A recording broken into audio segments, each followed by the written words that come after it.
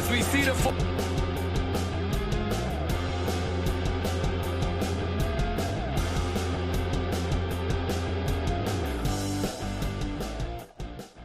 Sorry for the technical difficulties. I just had that video pop up. Sorry. Bad start to the episode. But we'll move on. This is going to be a shorter episode. It's like I've said the last few weeks, it's a dead period for content. As you see scrolling across the bottom, I'll get into that first. I have my best stadiums I've ever been to ranked in order. FedEx Field is obviously the last worst stadium I've ever been to. University of Delaware's football stadium is better than FedEx Field. It is. I'm not lying, capping, or whatever with that. It's better than FedEx Field. FedEx Field is a dump. This episode, though, is going to be a little shorter. We're going to talk about a few topics that have gone on over the last few weeks. First, I want to get into the since it's right on the top of my mind. I was trying to find a video of it. I want to get into the Jalen Hurts topic. Jalen Hurts in his OTA press I was trying to find a video for it in his OTA press conference to end OTAs. When asked how is Nick Sirianni adjusting to his new role, said, good question. Gave a little chuckle. A lot of people have been reacting to that. The one thing that I don't like about it is I take it as he might think Nick Sirianni's a joke, especially because he's had a coach like Nick Saban. Like Nick Sirianni. Like Nick Sirianni is a joke compared to Nick Saban. And I'm an Eagles fan saying that. And I like Nick Sirianni. But compared to the past coaches Jalen Hurts has had, Nick Sirianni kind of is a joke compared to the past coaches he's had.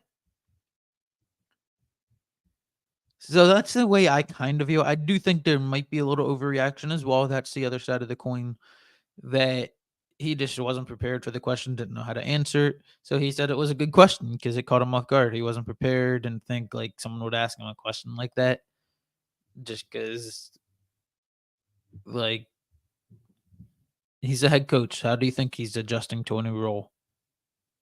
Like, that's where my mind might originally go. Like, if I'm asked that question, how do I think my boss is adjusting to their new role? I don't know.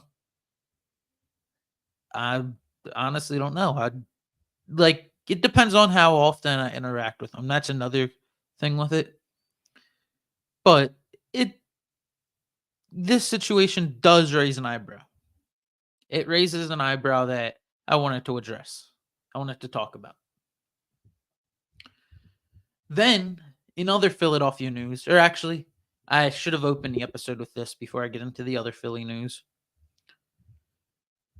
I want to do a moment of silence.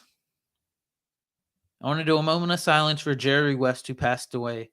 We actually had some people pass away in our poker league. I'll give a shout out for him. Butch Clough, I believe his full name is. I'm not sure if it's like anything longer than that. And then someone else in our poker league had to put down their dog. I want to do a moment of silence for Jerry West and then the two people in my life, or the kind of in my life. I want to give a shout out to those people. Or not a shout out, a moment of silence for them. So without further ado, I'm going to take a 10-second moment of silence.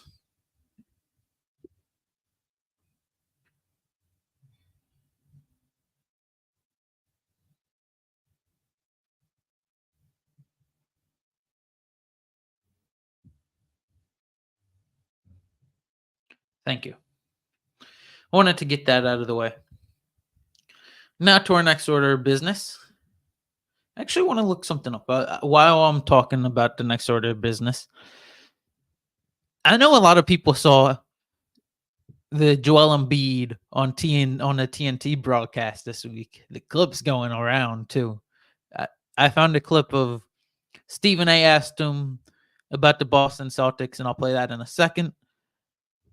Actually, I'll play that right now real quick for you guys. I'll let you guys watch for yourself. See what Joel does. Watch for the side eye. He gives Paul George a side eye. Paul George is at the desk too. And Embiid went up uninvited. Embiid went up to this desk, knowing Paul George was up there. He went up there uninvited. They let him on, obviously, because he's Joel Embiid. But watch what he does and listen to what he says. Celtics getting ready to close the deal and win a championship. What does that have you thinking about as a member of the Philadelphia 76ers? I can't stand them. I can't stand them. I hate Boston. Great city, great fans. Obviously they got some great players, but he hurts me a lot. So hopefully, this offseason we find a way to get better and, add some pieces. Add some pieces. I mean, to be honest. Wanted to talk about that. So I find that video very interesting. The side eye he gave Paul George, he's actually finally doing some recruiting. Like, I'm with you on Paul George, but if we got him, I'd be hype. Like, let's be real. I think all Sixers fans, if we got him, would be hype. They're iffy about, like, if we really want him. But if you got him, you'd be like, holy shit, we just got Paul George. We just got Paul George. We got Tyrese Maxey, Paul George, and Embiid. I'd be ecstatic. Wanted to talk about that. I thought that was noteworthy. Embiid giving Paul George that side eye. A little bit of tampering, but legal tampering, which is an oxymoron. That's something for next NFL season when the legal tampering portion of the offseason comes around. As you see going across the bottom, I touched on it earlier. I have a list of every stadium I've been to. That's because this weekend I took my dad to Camden Yards for Father's Day. I took him yesterday to Camden Yards for Father's Day. Happy Father's Day, everyone. To anyone listening that is a father, hope you enjoyed your Father's Day. Hope you enjoyed your day. But we went to Camden Yards, so I put together a list of every stadium I've been to. It includes college, so UD stadiums. It includes the Eagle stadiums and all. It includes NASCAR venues, just about everything. Been to 19 different places. My top 5 is Wrigley Field, Fenway Park, Madison Square Garden, Citizens Bank Park, Lincoln Financial Field, and Camden Yards comes in at number 6. I threw the Camden Yards in there just because since I was right there. That's what brought up the topic. Now, gonna talk about. I don't think there's really much to talk about with the series. I'm gonna wind up as we close up the episode. Gonna do my top 5 finals MVPs for both series. But I don't think there's much to talk about with this series. With both series, the Celtics are just clearly better team than the Mavericks. Mavericks extended the series. So did the Oilers. They're both following the same path. Florida went up 3-0. Boston went up 3-0. And Edmonton won game 1. And Dallas won Edmonton won game 5. Or 4. My bad. Edmonton won game 4 to make it a 3-1 series. And Dallas won game 4 to make it a 3-1 series. Now, I actually have an interesting question I'll pose to people. You can put in the comments your answers if you would like. Who do you think is more likely to, if it happens, because it's happened in other sports, never happened in basketball. It's happened in NHL. It's happened in MLB. Who do you think, if it happens, is more likely to come back from down 3-0 and win Game 7? And win in 7 games? The Edmonton Oilers or the Boston Celtics? I mean, not the Edmonton Oilers or the Dallas Mavericks. My answer? I think it's clear as day for me. I think Boston's going to win this in 5 or 6. Might close it out tonight. Boston's just that much better than Dallas. Their defense is great. Jaylen Brown, Jason Tatum, they're just so deep. The Mavericks are really just Kyrie and Luka for the most part. So, my answer would be the Edmonton Oilers. Sure, Sergei Bobrovsky has been great, but the Oilers' offense, when it's on, it's on. Connor McDavid, Leon Draisaitl, Ryan Nugent-Hopkins. They got some pieces there. They probably got some more pieces than I just named, but they got some pieces. So if it happens, the Oilers are more likely to come back against the Florida Panthers. Do I think they'll come back? No. But if they win the next game in Florida in Game 5, it makes it really interesting going back to Edmonton for Game 6. Makes Game 6 very interesting, puts all the pressure on Florida. You don't want to have a Game 7. Game 7s, anything can happen. Same thing with this Dallas series, but not as much because the Celtics are just a clearly better team. Florida's a clearly better team, but 8-1. Edmonton showing they might have a puncher's chance, especially if they win Game 5. Do I think they're going to come back? No. Like, let me be clear. Do I think they're going to come back? No way in hell. You're not no way in hell, but just no. I don't think they're going to come back. I do not think Edmonton comes back. I definitely don't think Dallas comes back. But if one of the teams do, I think Edmonton's more likely to come back from down 3-0 than Dallas is. I'm going to get into my top 5 finals MVPs. Who I think is going to be in the who I think is going to has a chance to win each finals MVP as we close out the episode. Before I do that, though, I want to let you all know to go and visit my friend Dan the Man Stanley at Sheridan Nissan, where he will hook you up with a new car. Just let him know Luke Sarankin on Cage Sports Talk sent you. I'm going to go through both sides basically at the same time to reveal my 5 in the Stanley Cup and 5 in the NBA Finals. And then 4, 3, 2, 1. So, starting off at number 5 in the Stanley Cup and NBA Finals as who I think is in the top 5 for the Finals MVPs right now. In the Stanley Cup, Sam Reinhart, I think, is 5th. Kyrie Irving comes in at 5 in the NBA Finals. I have a scoring system I'm doing for both. A little different for both the leagues.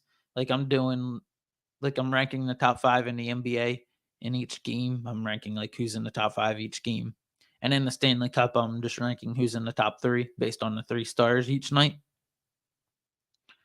Coming in at number 4 in both final series, Connor McDavid comes in at number 4 for the Stanley Cup MVP currently, and Kristaps Porzingis comes in at number 4 in my NBA Finals MVP currently. Coming in at number Kristaps, if he didn't get hurt, or if he didn't miss Game 3, he might be higher on this list. He might be number 2. He started off the series on fire, but he missed Game 3, which dings him a little bit. Going into moving up to the number 3 spot, Alexander Barkov of the Florida Panthers at number 3 in the Stanley Cup Finals. He's been playing lights out. Jason Tatum at number 3 in the NBA Finals. He started off slow in the series, but he's starting to pick it up recently. Number 2 in the Stanley Cup Finals and NBA Finals, Evan Rodriguez of the Florida Panthers at number 2. He's had a great start to the series. If he has a great night tomorrow night, he could potentially win the Conn Smythe. He could win the Conn Smythe Award if he has a great night tomorrow night. Number 2, this is a shocking one that people are going to be like, what? But number 2 in the NBA Finals is Luka Doncic. He's by far leading the series in points. Sure, he hasn't had great fourth quarters in the series, but he's by far leading the series in points. He's been the best player on the floor the entire series for the most part. Just about, not the entire series, but just about. He's been one of the top 3 best players on the floor every single game. So he comes in at number 2. If they come back and if they make it interesting, Luka could have a case, but they're not going to make it interesting. And this is the guy who I think, especially if it ends tonight, depends if it ends in Game 6 or 7, Tatum or someone else could make it close. Number 1, or I'll do the Stanley Cup first. That's obvious. Obviously, number 1 in the Stanley Cup final for the Conn Smythe is Sergei Bobrovsky. He's been playing lights out the entire playoffs, the reason Florida's in this position. And then number 1 for the NBA Finals MVP is the other J of the Celtics, Jaylen Brown. Jaylen Brown has been the best player on the Celtics in this series. He is the most deserving of the NBA Finals MVP. The entire I don't think the Celtics are just a well-oiled machine. It's hard to really stand out. But Jaylen Brown has been the MVP of the Celtics in these playoffs. I wanted to go through those 2 lists. I'll go through them real quick again, just review. Sam Reinhart comes in at number 5, Connor McDavid at 4, Alexander Barkov at number 3, Evan Rodriguez at 2, and Bobrovsky at number 1. Former Flyer, should have never gotten rid of him. And for the consummate. And then for the NBA Finals MVP, coming in at number 5, Kyrie Irving. Coming in at number 4, Kristaps Porzingis. Coming in at number 3, Jason Tatum. Coming in at number 2, Luka Doncic. Coming in at number 1, Jaylen Brown. Jaylen Brown is most likely about to win an NBA Finals MVP. That'll do it, though, for this episode of Uncaged Sports Talk. Thank you for tuning in. On Thursday, I will be doing my top, since it's the 20th anniversary of Citizens Bank Park, I will be doing what I think are the top 20 moments in Citizens Bank Park history. Thank you for tuning into this episode. Tune in on Thursday for episode 46 as we near our 50th episode and a year of Uncaged Sports Talk. Remember to like, comment, and subscribe on all our platforms. It is greatly appreciated. Tune in on Thursday.